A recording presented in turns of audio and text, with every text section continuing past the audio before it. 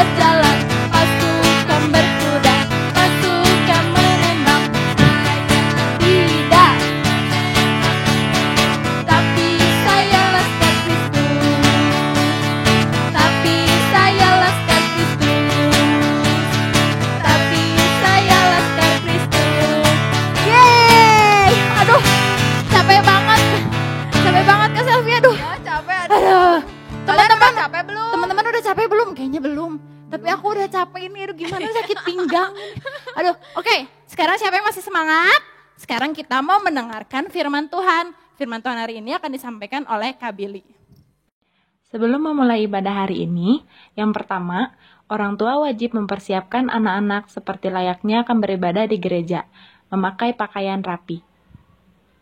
Yang kedua, ajak anak-anak untuk mengikuti ibadah dari awal hingga akhir, ikut bernyanyi dan mendengarkan firman Tuhan. Wah, terima kasih Kak Sarah dan Kak Sylvie yang sudah mimpin pujian. Gimana, udah pada semangat belum? Nah, jadi kakak mau nanya nih, sekarang kita mau ngapain? Kita mau kumpul-kumpul untuk makan? Atau kita mau joget TikTok? Wah enggak, hari ini adik-adik kita mau dengerin firman Tuhan. Nah firman Tuhan kita hari ini cerita tentang kelahiran Musa. Nah, jadi adik-adik, sebelum Musa lahir, dahulu orang-orang Israel itu pergi ke Mesir. Karena di Israel itu tidak ada makanan. Jadi mereka pergi ke Mesir supaya dapatkan makanan. Nah, jadi di sana mereka tinggal dan mereka hidup di sana, bekerja di sana. Jadi mereka itu menjadi orang-orang Mesir lah, di situ, tinggal di Mesir situ. Nah, suatu hari di Mesir itu terjadi pergantian pemimpin nih. Jadi pemimpinnya berganti. Jadi ada raja baru yang muncul pada waktu itu, atau yang menjadi pemimpin Raja Mesir. Nah, namanya Raja Firaun. Nah, Raja Firaun itu adalah orang yang hidup tidak takut akan Tuhan. Atau adalah orang yang menganggap dirinya bahwa dia adalah Tuhan. Dan dia mau orang-orang yang ada di Mesir itu untuk menyembah dia gitu. Jadi akhirnya suatu hari dia lihat nih di Mesir nih. Wah, di sini dipenuhin banyak sekali orang Israel. Dan Raja Firaun ini mulai berpikir nih, waduh, kalau begini nih caranya, berarti lama kelamaan Mesir ini dipenuhi oleh orang Israel. Dan kita akan diusir katanya. Jadi dia langsung berpikir, enggak boleh. Pokoknya negeri ini menjadi milik kita. Akhirnya dia panggilin rakyatnya. Hoi rakyat, sini. Aku mau ngumpulin kalian nih. Ada perintah yang kalian harus lakukan. Jadi begini nih. Ini sekarang kan orang Israel banyak banget nih. Jadi suatu saat mereka akan mengusir kita. Jadi caranya adalah kita harus memperlakukan mereka dengan tidak baik. Artinya kita harus menindas mereka. Kita harus suruh mereka bekerja gitu. Contohnya itu membuat rumah, membuat jalan gitu. Jadi mereka disuruh kerja paksa. Nah, akhirnya orang-orang Israel ini bekerja paksa, teman-teman. Nah, jadi semakin mereka ditindas, semakin Raja Firaun berbuat jahat terhadap mereka, tetapi jumlah mereka semakin banyak. Dan semakin banyak bayi yang lahir. Akhirnya suatu hari Raja bilang begini, kalau begini nih caranya, berarti aku harus melakukan sesuatu nih. Biar orang Israel ini kalau ada yang baru lahir, gak ada yang hidup gitu. Akhirnya dia panggilin para bidan-bidan yang ngurusin orang-orang melahir ini. Dia panggil gini, bidan sini, aku mau kasih perintah buat kalian. Gini ya, jadi kalau kalian mau ngurusin orang yang melahirkan, khususnya orang Israel, kalau bayi itu yang lahir perempuan, biarkan dia hidup, enggak apa-apa. Tapi kalau dia itu laki-laki, harus dibunuh, katanya. Terus bidan-bidan ini berpikir, gimana ya? Kan Tuhan sangat mengasihi kita gitu. Terus kita juga mengasihi Tuhan, masa kita bunuh bayi-bayi yang lahir, katanya. Jadi singkat cerita, akhirnya bayi ini pergi dan mengurus orang-orang yang melahirkan. Nah, pada waktu itu ada sepasang suami istri yang sedang mau melahirkan bayi mereka. Nah, pada waktu itu bayi mereka itu lahir dan ditolong oleh bidan-bidan itu. Tapi bidan itu dia tidak membunuh bayi itu karena mereka mengasihi Allah gitu. Jadi suatu hari raja manggil lagi nih, dengar cerita nih, karena si bidan-bidan ini gak mau melakukan perintah raja nih. Karena bidan-bidan ini gak mau membunuh bayi laki-laki tersebut. Akhirnya dipanggil lah bidan nih, bidan sini kalian. Aku mau nanya kalian nih, kenapa kalian enggak membunuh bayi laki-laki itu? Kenapa kalian biarin hidup? Katanya. Terus Tuhan kan, bidan kan mengasihi Tuhan. Terus Tuhan memberi hikmat kepada mereka. Gini Tuhan, bukannya kami gak mau membunuh. Tapi kami ketika kami datang ke rumah nolongin orang Israel, ternyata perempuan Israel itu sudah selesai melahirkan. Mereka itu kuat, tidak sama dengan perempuan Mesir gitu. Jadi kami gak bisa membunuh mereka gitu katanya. Terus raja begini, wah kalau begini nih caranya nih, pasti negeri ini akan terus dipenuhi oleh orang Israel. Jadi apa ya yang harus saya lakukan nih? Raja ini mulai berpikir lagi nih teman-teman gitu. Raja berpikir, aku punya ide. Jadi sekarang aku harus ngumpulin rakyatku nih.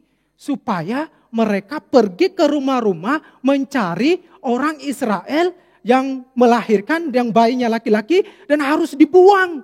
dan dibuang ke sungai Nil gitu katanya. Akhirnya dia suruh rakyatnya lagi nih. Nah pada waktu itu si orang yang sedang mengandungkan anaknya itu namanya Amran dan namanya Ibu Yokebed. Nah Ibu Yokebed nih bilang begini, waduh kita punya bayi kalau lahir gimana ya katanya. Jadi akhirnya tibalah melahirkan Ibu Yokebed nih. Dan ketika dilahirkan terus di luar sana sedang mencari anak laki-laki yang baru lahir mau dibunuh. Akhirnya Ibu Yokebed bingung nih. Wah gimana ya caranya supaya bayi ini gak ditemuin orang-orang Israel yang jahat itu. Orang Mesir yang jahat itu. Terus akhirnya diambil bayinya disembunyiin di rumah nih selama 3 bulan ya teman-teman. Disembunyiin 3 bulan.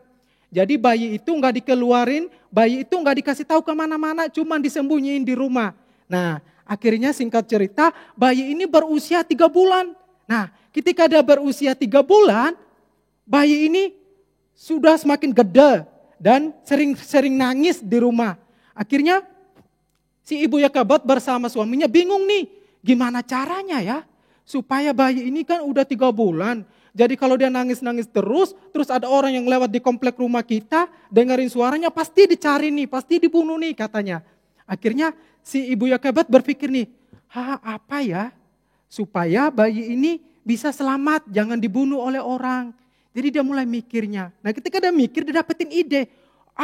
Begini nih caranya. Jadi aku harus membuat sebuah keranjang.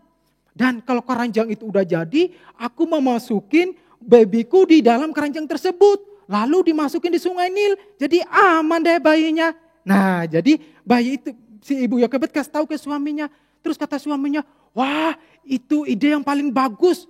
Sekarang kita harus lakukan katanya. Akhirnya si Ibu Yokebed menganyam sebuah keranjang nih. Jadi dianyamlah ini keranjang nih. Tapi teman-teman yang menjadi masalahnya, keranjang ini ada lubang-lubangnya. Tapi nanti kan air bisa masuk nih. Terus kata si Ibu Yokebed, aduh caranya gimana ya?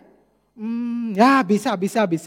Jadi keranjang ini harus dilapisi dengan sesuatu. Supaya kalau dimasukin babynya di dalam, ketika dimasukin di air, baby itu tetap hidup, dia tidak akan mati. Airnya gak akan masuk dalam keranjang ini. Nah akhirnya si ibu dia ambil sebuah kain untuk melapisi keranjangnya nih. Jadi teman-teman keranjangnya ini dikasih alas supaya ketika dimasukin babynya supaya airnya jangan masuk dalam keranjang nih. Nah jadi deh keranjangnya jadi begini nih teman. Jadi begini terus dimasukin babynya. Ini bantalnya supaya kepalanya ke atas, terus babynya ini dimasukin ke sini.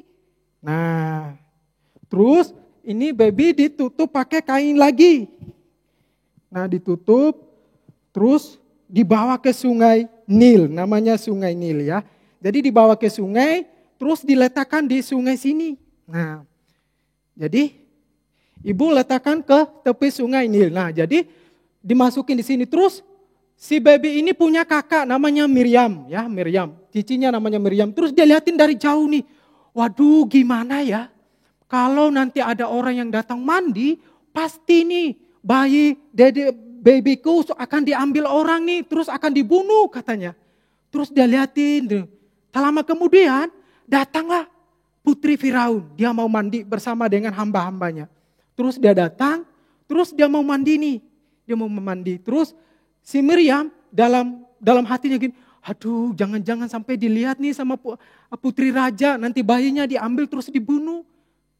Si Miriam gini, duk jantungnya bunyi betul. Nah akhirnya si putri Firaun mandi, terus sementara dia mandi, dia lihat ke arah sungai sana, terus dia lihat, di sana ada keranjang ya. Wah apa ya isinya keranjang itu, aduh penasaran deh. Kata putri Firaun, terus dia panggilin hamba-hambaku sini, aku mau minta tolong kepada kalian. Jadi kalian harus ambilin tuh keranjang sana, dan aku mau pengen lihat apa isinya katanya. Terus akhirnya hambanya pergi nih ambilin keranjangnya nih teman-teman. Nah terus diambilin keranjangnya nih, terus diserahkan ke putri Firaun. Terus putri Firaun mulai buka nih. Dia buka, keranjangnya dibuka, dia lepasin kain. Hah? Woi, teman-teman, sini. Nih, ada seorang bayi nih. Nih ada bayi. Waduh, kasihan ya bayinya. Tapi ini masih kecil. Waduh, cakep. Nah, akhirnya si putri Firaun mengangkat bayi ini. Diangkatnya gini. Waduh, bayi, kasihan ya bayinya, katanya. Terus tiba-tiba Miriam datang dari sana. Tuan Putri, aku tahu bagaimana caranya supaya bayi itu bisa selamat.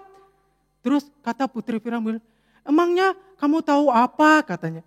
Nah gini nih, aku akan membantu Tuan Putri untuk mencarikan ibu yang bisa menyusuinya. Dan bayi itu akan hidup, katanya. Terus kata putri Firaun belum gini, oh begitu ya, oh iya, kalau begitu aku minta tolong ya, kamu harus carikan ibu yang bisa menyusui bayi ini. Dan nanti aku akan bayar dia, katanya.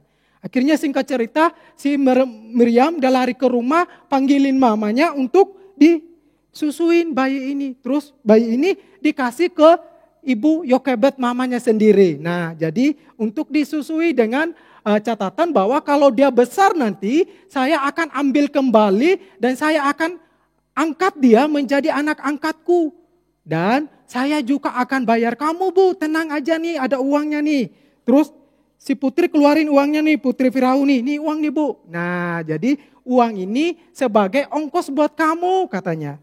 Terus singkat cerita bayi ini diurus oleh si ibu Yokebed. Nah singkat cerita terus hari berganti hari, bulan berganti bulan, tahun berganti tahun. Nah si bayi ini jadi gede. Nah ketika dia gede, si ibu Yokebed ini diambil ini bayi, dia serahkan kepada putri Firaun. Dan gini, dia pergi ke istana, dia menyerahkan ke putri Firaun. Terus putri Firaun ini menerima bayi ini dan putri Firaun mulai berpikir, wah bayi ini harus dikasih nama.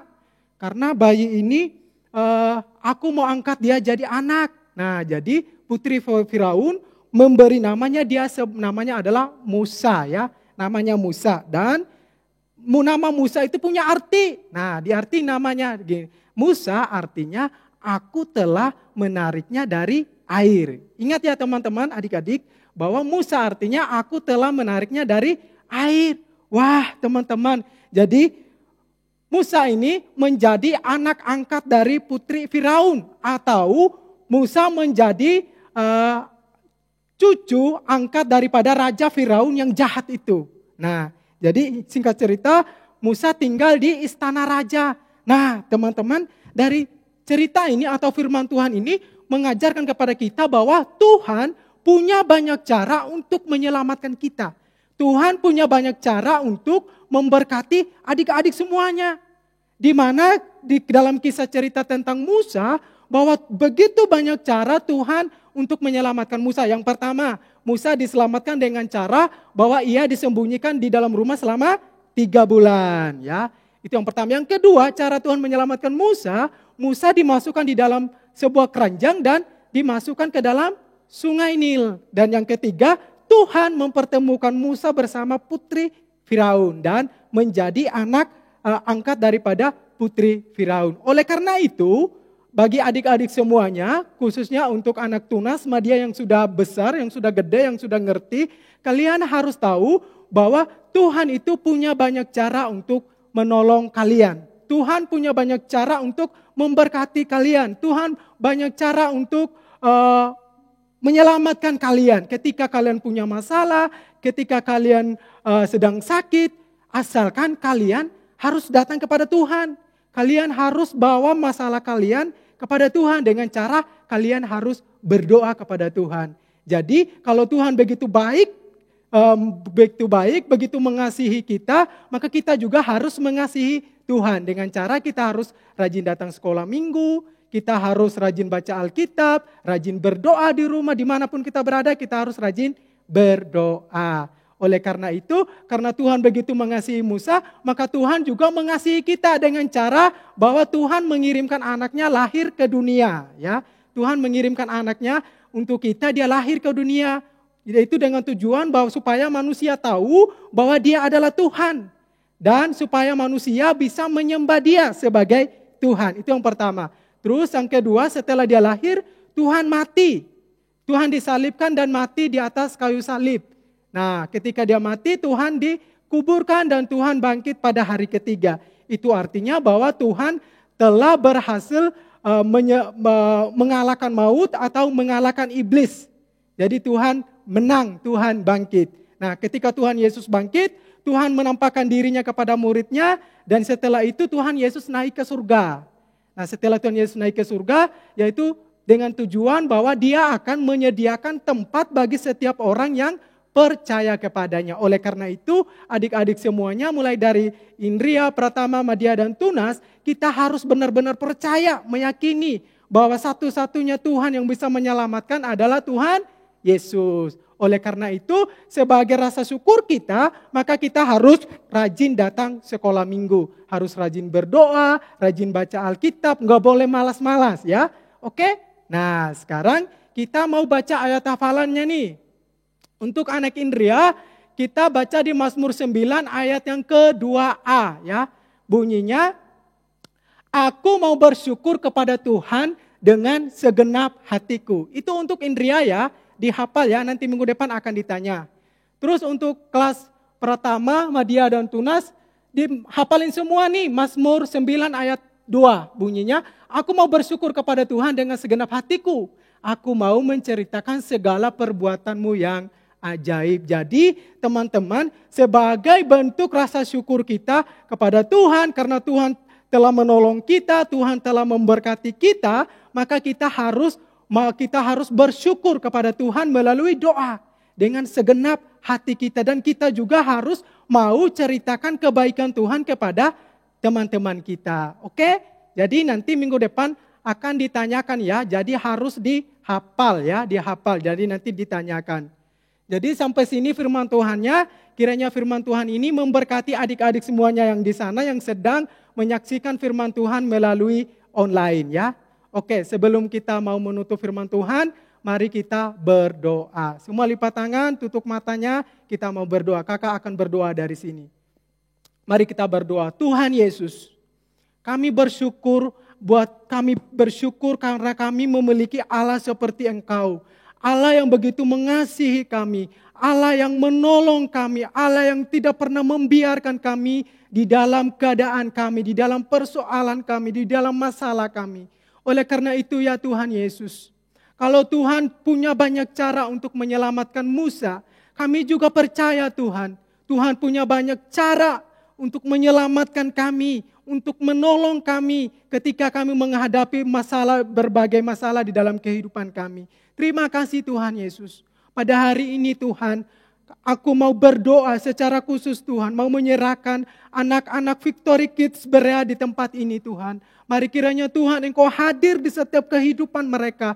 Mari Tuhan Engkau menolong mereka. Mari Tuhan Engkau memberkati mereka ya Tuhan. Dan di tengah-tengah virus yang akan sangat menakutkan ini Tuhan, mari Tuhan Engkau menjaga anak-anak-Mu yang kecil ini Tuhan. Dan biarkanlah anak-anak-Mu ini Tuhan tetap memiliki tubuh yang sehat, sehingga mereka tetap bersyukur kepada Tuhan. Terima kasih Tuhan Yesus. Biarlah Tuhan Engkau memberkati kami juga sebagai guru-guru sekolah minggu Tuhan. Dimanapun mereka berada, kiranya Tuhan Engkau berkati mereka. Tuhan Engkau jagain mereka sehingga mereka boleh di dalam perlindungan-Mu ya Tuhan. Terima kasih Tuhan Yesus. Kami juga mau berdoa, menyerahkan bangsa kami Tuhan. Mari Tuhan Engkau berikan kekuatan kepada pemerintah kami, kepada para tim dokter kami Tuhan yang melawan virus corona ini Tuhan. Terima kasih Tuhan Yesus. Kiranya pertolongan-Mu, kiranya belas kasihan-Mu, kemurahan-Mu terjadi di atas tengah bangsa kami. Terima kasih Tuhan. Oleh karena itu adik-adik, mari kita angkat tangan kita mau menerima berkat yang daripada Tuhan. Kiranya Tuhan yang memberkati kita semua, kiranya Tuhan menyertai kita semua, kiranya Tuhan menjagai kita semua mulai pada saat hari ini sampai Tuhan Yesus datang yang kedua kalinya. Terima kasih Tuhan, hanya di dalam nama Tuhan Yesus kami telah berdoa dan mengucap syukur kepada Bapa yang di surga. Haleluya, amin.